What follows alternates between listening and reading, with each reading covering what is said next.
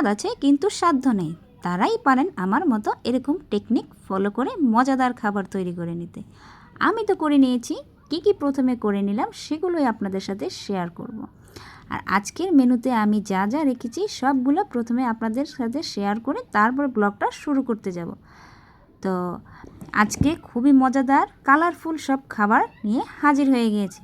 আসসালামু আলাইকুম বন্ধুরা, আজকের ব্লগে আমি অসাধারণ একটা খাবার তৈরি করে দেখাবো, সেটাও অল্প খরচে। আমরা অনেকেই দেখা যায় আমাদের স্বাদ আছে কিন্তু সাধ্য নেই। অনেকেই ক্যাপসিকাম মরিচের মতো যেটা লম্বা সেটা কিন্তু খেতে দারুণ লাগে, কিন্তু সেটা দিয়ে কিন্তু আমরা তৈরি করে চপ খেতে পারি না। তাই আমি ভেন্ডি দিয়ে নতুন রকমের একটা খাবার নিয়ে হাজির হয়ে গিয়েছি। আর এই খাবারটা খেতে এতটা মজা, আপনারা যদি একবারও আমার মতো ট্রাই করে দেখেন আপনারা তাহলে তার স্বাদটা বুঝতে পারবেন। তো আমি একটা নতুন খাবার নিয়ে হাজির হয়ে গেছি, আশা করি আপনাদের একটু হলেও ভালো লাগবে খাবারটা। তো প্রথমে আমি ভেন্ডিগুলো, আমি কচি ভেন্ডি নিয়েছি যেগুলো নরম, আপনারা সেই ভেন্ডিগুলো নিয়ে নিতে পারেন। তো আমি এই ভেন্ডিগুলো প্রথমে মাঝখান দিয়ে কেটে একটু ফাঁকা করে নিচ্ছি। কেন ফাঁকা করে নিচ্ছি সেটাও বলবো। তো সবগুলো নিয়ে নিয়েছি। এই পর্যায়ে আমি এটার ভেতরে চাট মশলা দিয়ে দিব একটু ব্যতিক্রম স্বাদ আনার জন্য। এটার মধ্যে আমি চাট মশলা, প্রতিটার মধ্যে চাট মশলা দিয়ে দিব এক এক করে। এটা কিন্তু দেওয়ার পরে কিন্তু যখন এটা খেতে যাবেন তখন কিন্তু খুবই দারুণ একটা স্বাদ আসবে মুখের মধ্যে। তাই প্রথমে আমি এটার মধ্যে চাট মশলাগুলো এক এক করে সবগুলোর মধ্যে চাট মশলা দিয়ে দিব। আশা করি এই নতুন খাবারটা একবারও ট্রাই করে দেখবেন। আমি মনে করি একবার হলো ট্রাই করে দেখলে আপনি বুঝতে পারবেন সেটা কতটা মজা এবং খুবই ইউনিক একটা খাবার। তো এই পর্যায়ে সবগুলো এক এক করে সবগুলোর মধ্যে আমি চাট মশলা দিয়ে এটাকে আমি সবগুলো একটু হালকা প্যানে ভেজে নেব। কারণ অনেকেই বলতে পারেন যে ভেন্ডিটা কিভাবে আমরা চপ তৈরি করে খাবো। তো ভেন্ডিটাকে চপ কিভাবে তৈরি করবেন সেটাই সহজভাবে আমি আপনাদের সাথে শেয়ার করব। আর আশা করি টেকনিকটা অবশ্যই ফলো করে দেখবেন কেমন লাগে। তো আমি এর আগেও রান্না করে খেয়েছি, আমার কাছে তো খুবই ভালো লেগেছে। আর আমাদের দেশে হয়তো এরকমভাবে অনেকেই খায় না এখনও, কিন্তু ইন্ডিয়াতে কিন্তু অনেকেই এরকমভাবে খেয়ে থাকে। তবে সেটাকে শুধু ভেন্ডি ভাজা হিসেবে, আমি এটাকে ভেন্ডি ভাজা থেকে ভেন্ডি চপ তৈরি করে নিব খুবই সহজভাবে। আর খেতে অনেক মজা লাগে এটা। তো আমার সবগুলোর মধ্যে চাট মশলা দেওয়া হয়ে গিয়েছে। একটু ধৈর্য ধরে যদি কোনো কাজ করি সে খাবারটা কিন্তু খেতে কিন্তু অনেক ভালো হয়। কারণ আমরা ধৈর্য ছাড়া কোনো কাজ যদি করতে যাই সে খাবারটা কীরকম হবে এটা নিজের কাছেই তো জানা যায়।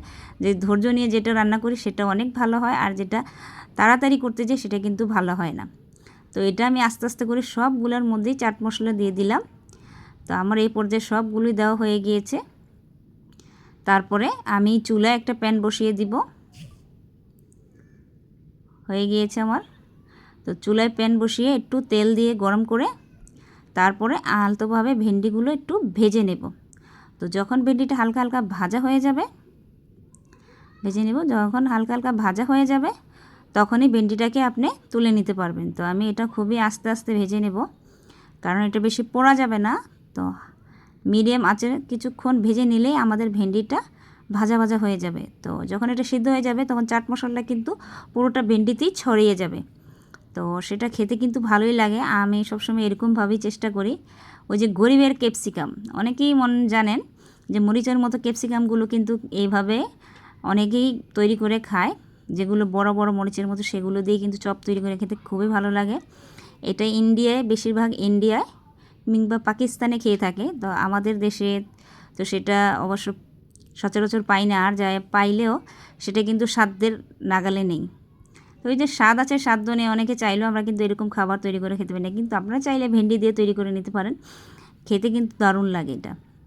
তো আমি এই পর্যায়ে আমার ভেন্ডিগুলো ভাজা ভাজা হয়ে গিয়েছে।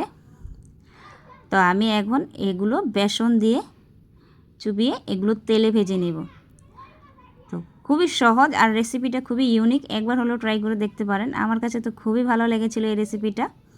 তো এক এক করে যখন একটু ফুলে উঠবে তখন আমি এটা নেড়ে তারপর আরেকটা দিব, নয়তো একটার সাথে আরেকটা লেগে যাবে।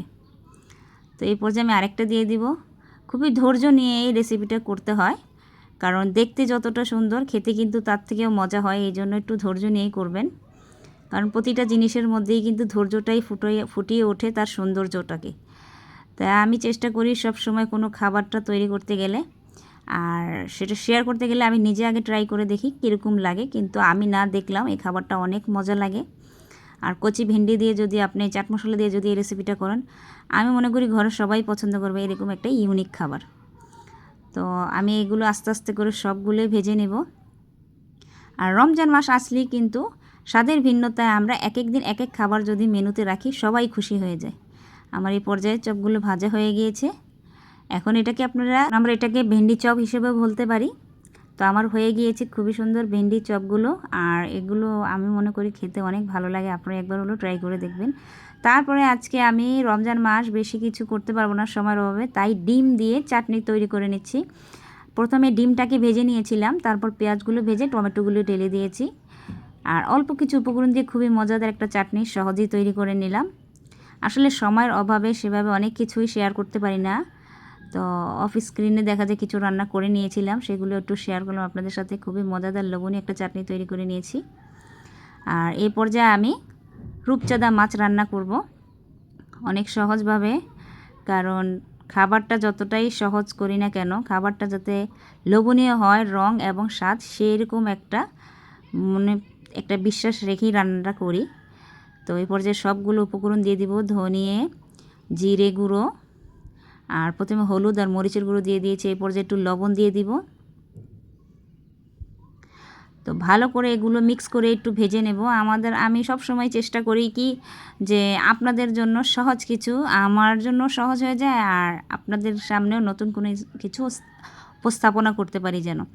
আর আশা করি আমার ভিডিওগুলো অনেকেই দেখেন, আর যারাই দেখেন অনেকেই লাইক কমেন্ট করেন না। অবশ্যই একটা লাইক একটা কমেন্ট করে যাবেন।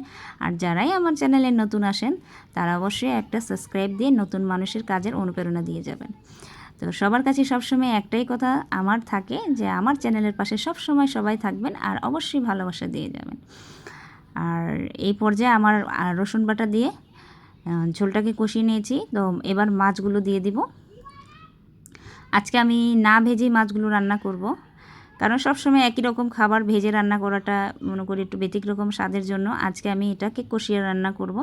আর রূপচাঁদা মাছ যেভাবেই রান্না করে না কেন, রূপচাঁদা মাছ খেতে কিন্তু খুবই ভালো লাগে।